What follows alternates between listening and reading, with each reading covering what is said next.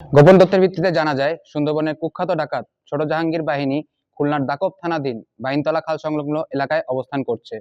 প্রাপ্ত তথ্যের ভিত্তিতে আজ ৩ এপ্রিল ২০২৬ তারিখ শুক্রবার ভোর ৬টায় কোস্টগার্ড বেস মোংলা ও আউটপোস্ট নলিয়ান কর্তৃক উক্ত এলাকায় একটি বিশেষ অভিযান পরিচালনা করা হয়।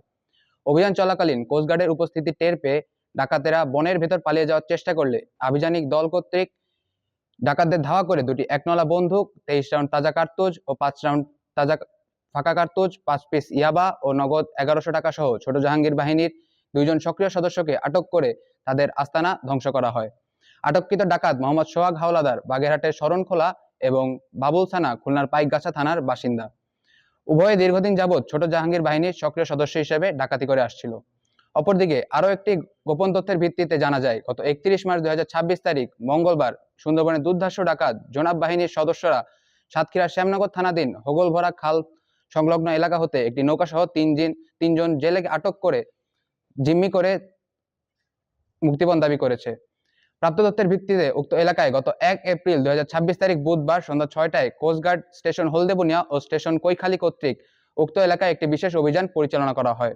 অভিযান চলাকালীন উক্ত এলাকা হতে ডাকাতদের কাছ হতে জিম্মি থাকা একটি নৌকা সহ ৩জন জেলে ডাকাতদের ব্যবহৃত একটি নৌকা, ২ রাউন্ড তাজা কার্তুজ, ১ রাউন্ড ফাঁকা কার্তুজ, ৩টি ওয়াকিটকি চার্জার, ৩টি মোবাইল ব্যাটারি ও একটি কুড়াল উদ্ধার করা হয়। উদ্ধারকারী জেলে ইনতাজ, মোশাররফ ও আনিস সাতক্ষীরা জেলার শ্যামনগর থানার বাসিন্দা।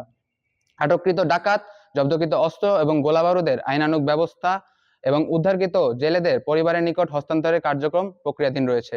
আপনাদের অবগতির জন্য গত ১.৫ বছর হতে অদ্যাবধি বাংলাদেশ কোস্টগার্ডের ধারাবাহিক অভিযানে কুখ্যাত করিম শরীফ, নানা ভাই, ছোট সুমন, আলিফ ও আসাবুর বাহিনীর মোট ৬১ জন ডাকাত সদস্যকে আটক করা হয়েছে। অভিযানগুলোতে ৮০টি আগ্নেয়াস্ত্র, ৫৯৯ রাউন্ড তাজা গোলা, ৩০৮ রাউন্ড ফাঁকা গোলা ও ১৯৫০ রাউন্ড এয়ারগানের গুলি জব্দ এবং দস্যুদের কবল হতে ৭৮ জন জেলে ও ৩ জন পর্যটককে উদ্ধার করা সম্ভব হয়েছে।